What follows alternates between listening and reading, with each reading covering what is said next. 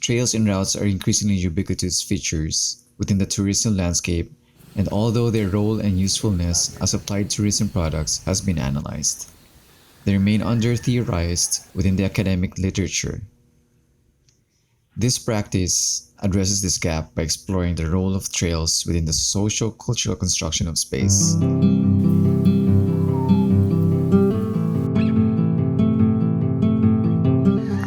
Good morning. Hi, Simon's fans. Hello, vlogs. Okay, we have Ram here, Denise, Ron.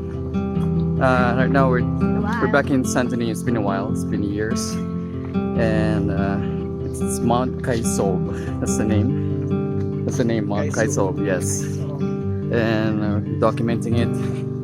See if it fits for tourism. So measure and assess the trails. And let's see what this mountain has to offer.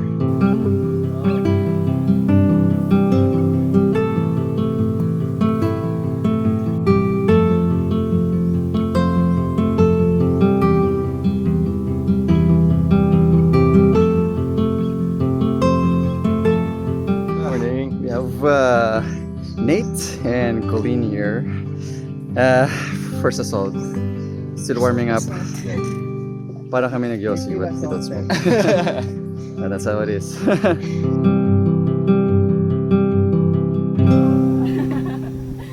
Wow. So ito na yung summit. Check this out. Look at the clouds. It's moving.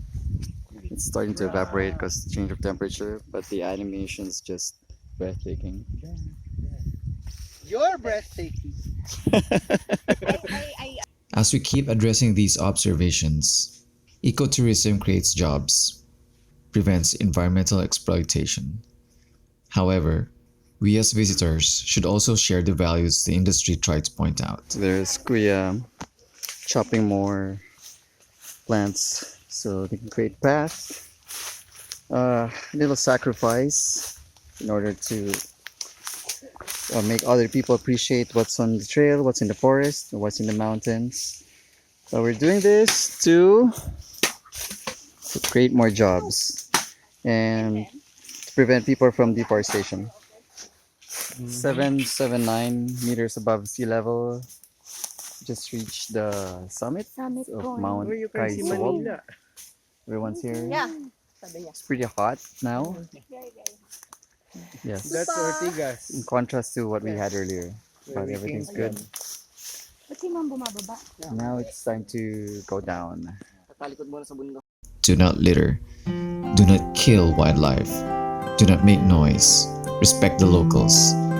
And the often misunderstood, preserve the wholesome culture by not influencing them recklessly that will disrupt their way of life.